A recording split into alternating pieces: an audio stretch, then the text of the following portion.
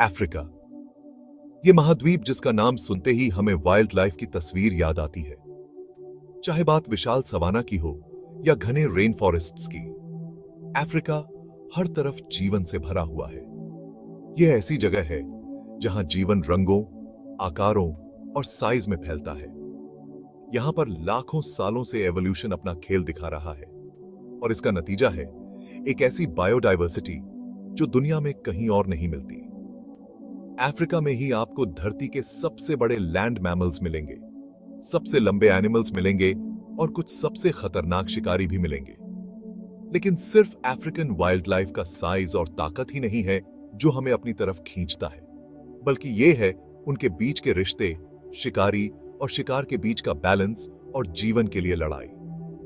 Africa के दिल में जीवन अपने सबसे असली और सबसे शानदार रूप में दिखाई देता है। इस प्राकृतिक नजारे को देखना एक सौभाग्य है और आने वाली पीढ़ियों के लिए इसकी रक्षा करना हमारी जिम्मेदारी है। वीडियो में आगे बढ़ने से पहले अगर आपने जंगल जर्नल्स को सब्सक्राइब नहीं किया है तो चैनल को सब्सक्राइब करें और वीडियो को लाइक जरूर करें। अफ्रीका का वाइल्ड लाइफ अलग अलग तरह के हैबिटेट्स में रहता है और हर हैबिटेट का अपना एक अलग कैरेक्टर होता है। जैसे कि सवानास, जो ऐसे फैले हुए हैं जैसे उनका कोई अंत ही ना हो। सुनहरी घास के मैदानों में बबूल के पेड़ बिखरे हुए हैं जो चरने वाले जानवरों को छाया देते हैं। फिर हैं घने रेन फॉरेस्ट्स, जहां सूरज की रोशनी मुश्किल से ही कैनोपी तक पहुंच पाती है। ये हरे भरे इलाके जीवन से भरे हुए हैं, चाहे बात रंग बिरंगी चिड़ियों ऑफ हो या छुपे हुए primates of. Her habitat African wild life के इस अमीर टेपेस्ट्री में एक महत्वपूर्ण धागा है। कोई भी जानवर अफ्रीका की आत्मा को शेर से बेहतर नहीं दर्शा सकता। अपने राजसी अयाल और हड्डियों को कंपाने वाली दहाड़ के साथ शेर जंगल का राजा है। ये सामाजिक बिल्ली प्राइड्स में रहते हैं, जिसमें आमतौर पर कई संबंधित मादाएं, उनके बच्चे और 1 या 2 वयस्क नर होते हैं। शेर बहुत ही कुशल शिकारी होते हैं जो अपने शिकार को मारने के लिए चुपके से और टीम वर्क का इस्तेमाल करते हैं।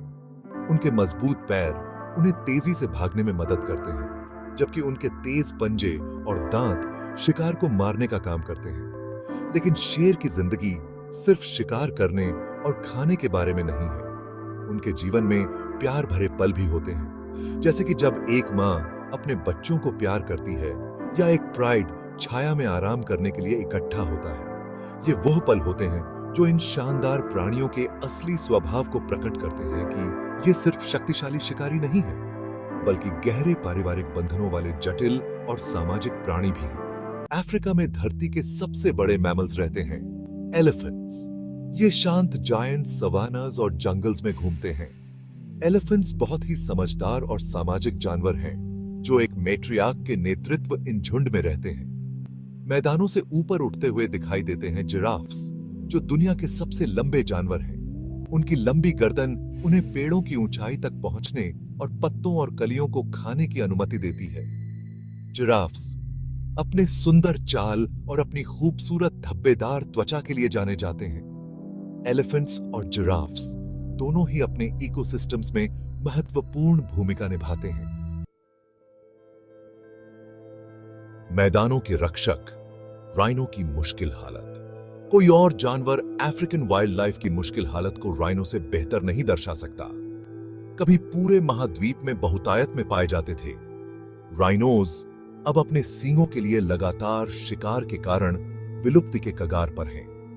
ये शानदार प्राणी अपने प्रागैतिहासिक स्वरूप और कोमल स्वभाव के साथ विलुप्ति के कगार पर पहुंचा दिए गए हैं। अफ्रीका में 2 प्रकार के राइनोसेरोस पाए जाते हैं, सफेद राइनोसेरस, जो दोनों में से बड़ा होता है, और काला राइनोसेरस। दोनों ही प्रजातियां शाकाहारी हैं। उनके विशाल शरीर मजबूत पैरों द्वारा समर्थित हैं और उनके सिर 1 या 2 सींगों से सुसज्जित हैं। राइनोस अपने पारिस्थितिक तंत्र में एक महत्वपूर्ण भूमिका निभाते हैं। बड़े शाकाहारी होने के नाते वे पौधों के जीवन के संतुलन को बनाए रखने में मदद करते हैं। किसी भी एक प्रजाति को प्रमुख बनने से रोकते हैं। उनका गोबर बीजों को फैलाने और मिट्टी को उपजाऊ बनाने में भी मदद करता है।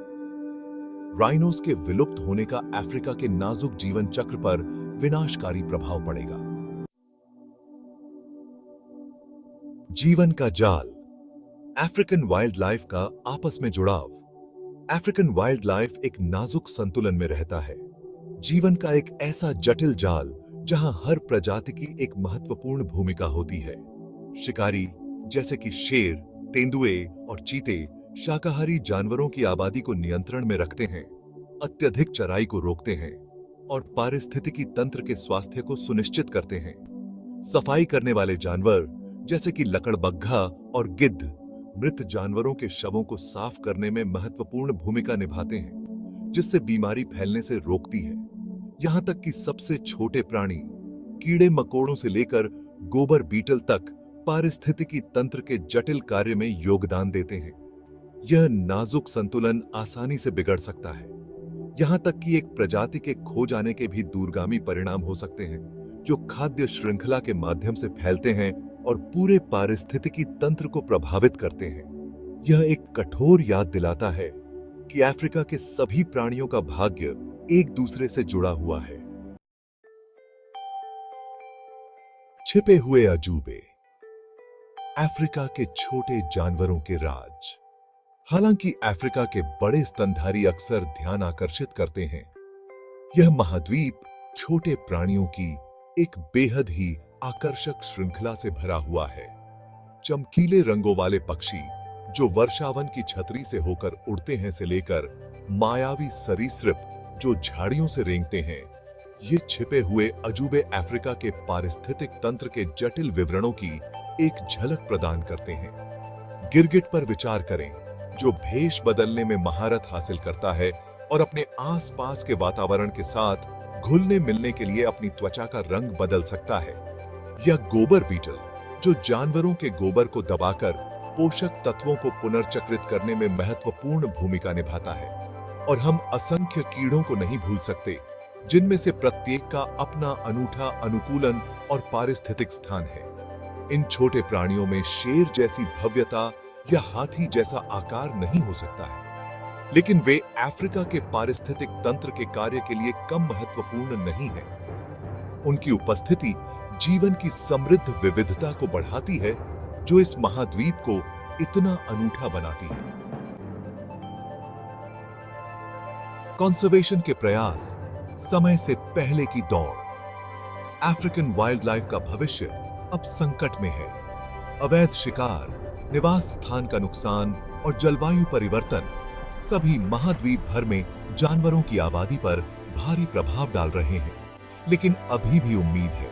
संरक्षणवादी लुप्तप्राय प्रजातियों की रक्षा करने, निवास स्थानों को बहाल करने और संरक्षण के महत्व के बारे में जागरूकता बढ़ाने के लिए अथक प्रयास कर रहे हैं।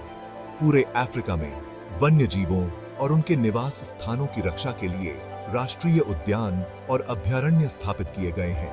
अवैध शिकार रोधी इकाइयां अवैध वन्यजीव व्यापार का मुकाबला करने के लिए काम कर रही हैं, जबकि समुदाय आधारित संरक्षण कार्यक्रम स्थानीय लोगों को अपनी प्राकृतिक विरासत के प्रबंधक बनने का अधिकार दे रहे हैं। ये प्रयास अंतर ला रहे हैं, लेकिन चुनौतियां बहुत बड़ी हैं। अफ्रीका के वन्य जीवों को बचाने की लड़ाई समय के साथ एक दौड़ है और इसके लिए एक सामूहिक वैश्विक प्रयास की आवश्यकता है।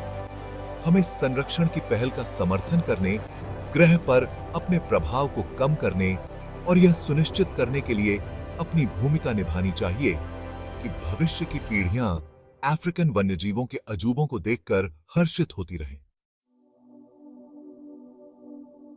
हमारी विरासत, उनका भविष्य, आने वाली पीढ़ियों के लिए अफ्रीका के वाइल्ड लाइफ को बचाना, अफ्रीका के वाइल्ड लाइफ की रक्षा करने की जिम्मेदारी हम सब पर है। ये शानदार क्रीचर्स सिर्फ आश्चर्य और प्रेरणा का स्रोत नहीं है, ये हमारे ग्रह की प्राकृतिक विरासत का एक अभिन्न अंग है। इनका नुकसान एक अपूरणीय त्रासदी होगी, सिर्फ अफ्रीका के लिए नहीं बल्कि पूरी दुनिया के लिए। हमें याद रखना चाहिए कि हम प्रकृति से अलग नहीं हैं, बल्कि इसका एक हिस्सा है। अफ्रीकन वन्य जीवों का भाग्य हमारे अपने भाग्य से जुड़ा हुआ है। इन जानवरों और उनके निवास स्थानों की रक्षा करके हम अंततः अपनी रक्षा कर रहे हैं और सभी के लिए एक स्वस्थ, अधिक टिकाऊ भविष्य सुनिश्चित कर रहे हैं। आइए हम इस ग्रह के जिम्मेदार प्रबंधक बनने का प्रयास करें। यह सुनिश्चित करने के लिए मिलकर काम करें कि अफ्रीका के वन्य जीवों की विरासत आने वाली पीढ़ियों को प्रेरित और चकित करती रहे। यह एक ऐसी विरासत है जिसके लिए लड़ना जरूरी है, एक ऐसी विरासत जो हम सभी की है। अब अगर आपको वीडियो पसंद आया है तो वीडियो को लाइक करें और जंगल जर्नल्स को सब्सक्राइब जरूर करें। धन्यवाद।